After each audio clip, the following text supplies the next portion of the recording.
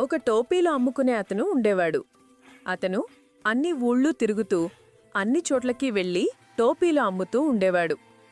ఒకరోజు అలాగే వ్యాపారపరంగా ప్రయాణం చేస్తుంటే అలసట అనిపించింది. మండుతున్న సూర్యుడు, భగ్గున ఎండ, ఆకలి, దాహం అన్నీ కలిసి పాపం అతన్ని ఇబ్బంది పెడుతున్నాయి. దారిలో ఒక చెట్టు నీడలో ఆగి తెచ్చుకున్న భోజనం పిని మంచినీళ్లు తాగి తన టోపీల బస్తా పక్కన పెట్టుకుని చెట్టు నీడలో హాయిగా నిద్రపోయాడు.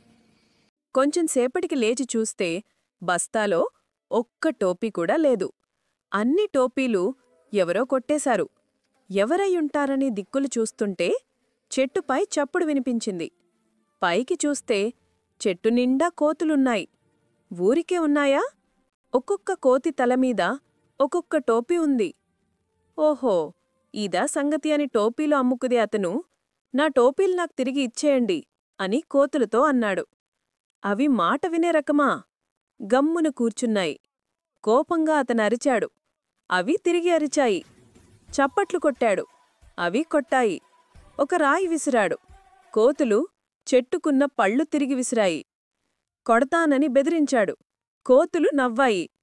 చివరికి ఏమి చేద్దామా అని ఆలోచిస్తూ టప్పున ఐడియా వచ్చి తన చేతిలో ఉన్న టోపీ నేలమీదికి విసిరేశాడు. వెంటనే కోతులు కూడా వాటి చేతుల్లో ఉన్న టోపీలను నేలమీదికి విసిరేశాయి. టోపీలు అమ్ముకునే అతను గబగబా ఆ టోపీలన్నీ మళ్లీ బస్తాలో వేసేసుకుని వెనక్కి తిరిగి చూడకుండా పరుగున పారిపోయాడు. కష్టం వచ్చినప్పుడు ఆలోచించి పనిచేస్తే ఈజీగా బయటపడవచ్చు.